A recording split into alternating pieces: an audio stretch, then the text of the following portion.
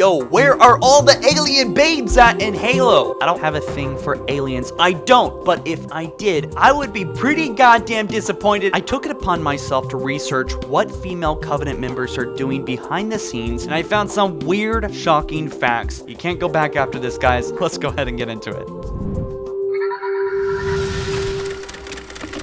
Today's video is sponsored by Audible. Snag yourself a free Halo audiobook with Audible's 30-day free trial. Don't miss out, just click the link down in the description to get started. So today's question is, of course, where are all the female elites and female brutes at? And why aren't female brutes at the front lines attacking Chief with the males? Where are all the hot sorted alien babes at? I mean, seriously. Well, there's actually a lot to that. In fact, there's quite a few notable female alien species in Halo lore right behind the scenes, which we're gonna get in today. And if this video gets enough likes, I'll make a video about female grunts and jackals and drones. So like this video up if you end up enjoying. No, I will not make a video about female flood. You know how they read. Before we get into the specifics, let's talk about the roles of females in the Covenant and High Charity in general. Well, first, let's observe the fact that while playing Halo, there has never been a female warrior that we had to fight and kill between grunts, jackals, brutes, and so on. Or at least a warrior that it's never clearly explicitly shown, even implied, that we fought a female, such as maybe a higher pitched, more feminine voice, or slimmer model, or variety of Covenant soldiers, anything that would imply that we fought a female soldier. And if I'm wrong about this, well, I would be gladly proven wrong. I want to see some examples of female soldiers. Now, of course, grunts are squeaky, but I think they're all males, and I think they're all squeaky anyway. But just so you're wondering and thinking, well, maybe some hunter worms are females, they're actually all the same gender. So you could say they're females, but they're also males, so yeah. Anyway, it's a pretty much a straightforward assumption that many people would think, I think, is, you know, with such a strict, closed-minded society such as the Covenant, it makes sense that the females are probably seen as less capable, less warrior-like than that of the males. Plus, you know, in human culture, most of our history has, you know, reflected that the males have been warriors and the women have had to work back and work on food and raise children and so on. However, each culture is different inside the Covenant and has retained some authenticity even within the Covenant. So it's not entirely the Covenant's fault here. I'll explain. For example, Kegyar shipmasters are usually female. I didn't say shit, I said ship. And female elites, while they're not on the battlefield, they hold considerable power within family keeps, political matters, civil duties, and so on. As for brutes, well, we'll talk about them soon. I haven't been able to find much information about females in general in High Charity, interestingly enough, but it's likely that the Covenant would want to ensure a lot of repopulation of their expansive mothership to ensure that the lifeline and generations keep on going. And with that, I would say it's practically confirmed that there are a hell of a lot of females of all different species here on High Charity, and I'm sure that most of them would end up doing behind the scene operations outside of gameplay and immediate cutscenes, such as cleaning and upkeep and engineering and maintenance and fuel keeping and growing food and taking care of the young and teaching morals and maybe teaching propaganda classes and so on. Basically, females would probably address and take care of everything except for frontline fighting, training, and making top-line decisions. So let's focus on the elites first. Their culture is best known for their warriorness and combat skills.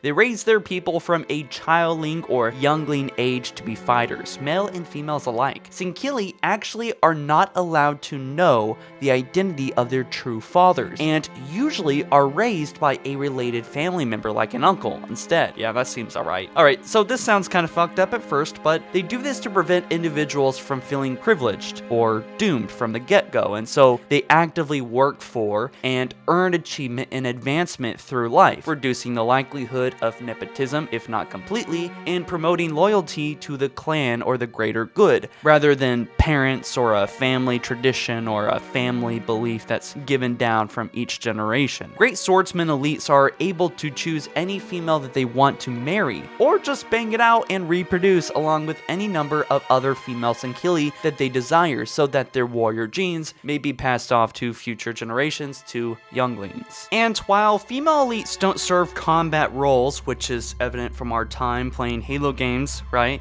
They are trained nonetheless at a very young age, along with the males training, to be warriors. Not to fight, but so they can defend their homes, or aka their keeps, if no males are present at the time to defend themselves. And considering that they're all fighting wars across the galaxy to defend their children, to take care of their children, and residing villages.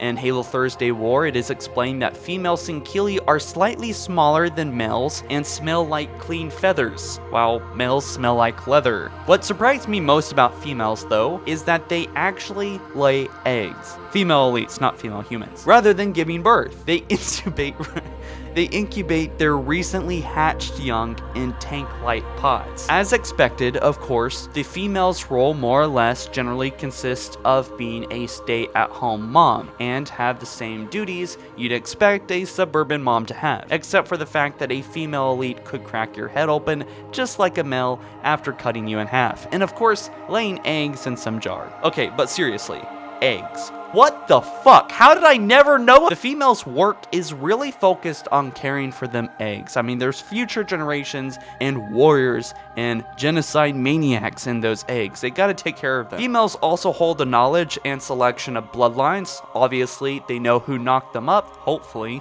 and they know who the father is of their kids. They're just not really supposed to say who they are. Now let's talk about characters and appearances in Halo lore of female elites. Starting with Tul Jernan, she's a really good example to start off with, very notable because she was the first female warrior commissioned into the service of the Swords of Sangheili, which for some reason is no longer sexist like the Covenant. But hey, nothing like taking part in a genocide to clear the head and morale. Born in Ra Nilo, her father and several of her brothers were killed by a prelate and she sought revenge for their deaths. She managed to put up a decent fight with her plasma lance against the same prelate before being bested. She was saved by Ratas Fadam during her fight with the prelate. Ratas admired her skill and bravery in combat and later made changes to the naval code that would make it easier for females to join the military if they chose to.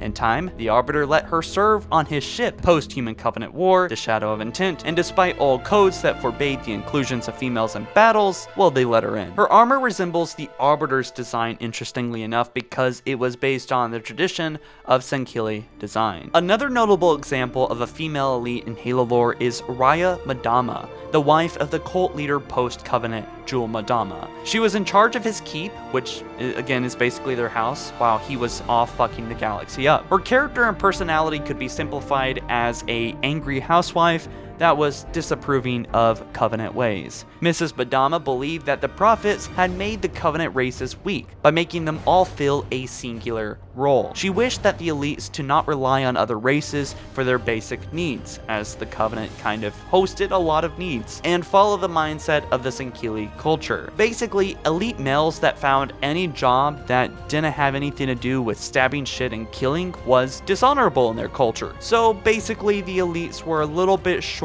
on workers that didn't involve killing. That involves everything except killing. Mrs. Madama found an ancient record on how to manage food production since after the war, and Sangheili was facing a food shortage. But when Jul went missing, she recruited Sangheili rebels to take her out on a mission to find her husband. She didn't find him. She used to not consider humanity as a threat, but once aboard the Abiding Truth, her opinion changed as it was shot down by the Arbiter's ship, and she died in the resulting crash, thinking about her sons that she abandoned at the keep.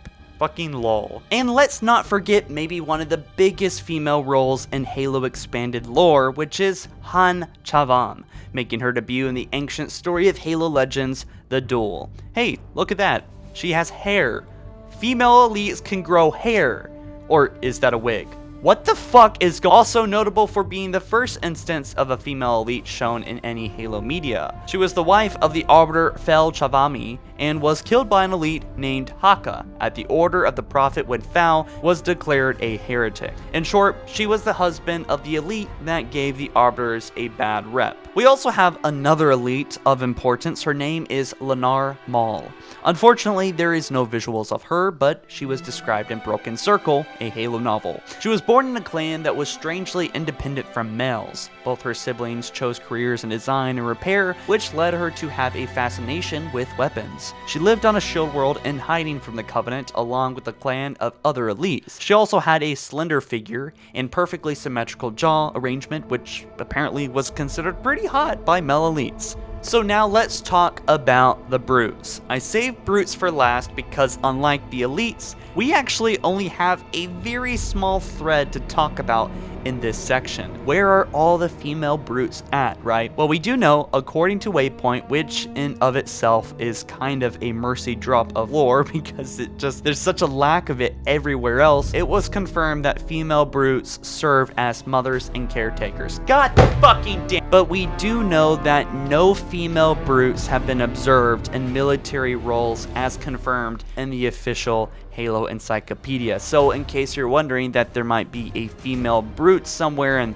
Halo cutscenes or gameplay, and that female brutes act and sound and look just like the males, they're not, and they don't. Tartarus ain't a chick, alright? And we actually have even less visual information than just textual information about female brutes, all except for the cancelled Halo MMO that spit out a single piece of concept art, which had the female brute being very, very small and skinny compared to the male, almost looking like a twig compared to the hunk of the male. Now, of course, this art design is not only old, but it is a little cartoony, and it's just concept art. But you get the idea, at least where Ensemble Studios was thinking about taking female elite. And I'm sure this was done just so that they could have a huge difference, but really, in the canon, in the games, I'm sure a female brute would look very different. And why this was purposed for a canceled Halo game years ago, as far as back as 2004 to 7, it's likely this idea of female brutes have just completely been scrapped and changed overall, especially with 343 taking over. I did find another unofficial fan-made picture of female brutes by Draw with Laura on DeviantArt, link down in the description for her. Here we have a drawing of what a fan thought a realistic brute, a female brute, would look like, and I say that it is fairly accurate, at least what I would think that 343 would go with. While the female brute is very likely to be less toned and less muscular than the raging crazy male brutes, they're not gonna be freaking fucking twigs. They'd still be likely terrifying to run into and would easily take your head off. And I'm pretty sure if Master Chief ever ran into an angry female brute, I am so sure that he would still have a hell of a time trying to kill it, especially if she was on her period. That lowbrow is just a joke. Again, don't miss out Audible's 30-day free trial. Snag yourself a free book, any audiobook of your choosing. I suggest a Halo novel. Get started with the link down in the description. Females in Halo are more or less lacking, especially when it comes to female aliens. So I'll leave you guys with the question, do you want to see more female elites, brutes, or other alien species like grunts and jackals in Halo lore? Do you want me to make a video about female grunts and jackals and how they repopulate and how that works within the Covenant? Do you think Halo has good diversity? Let me know down in the comment section below all your thoughts about today's topic, and stay tuned on all Halo news by subscribing and checking that notification bell to get alerts on your phone even when a new trailer or video pops up here on HaloFollower. Thank you so much for your time, and I'll see you in the next one. Peace.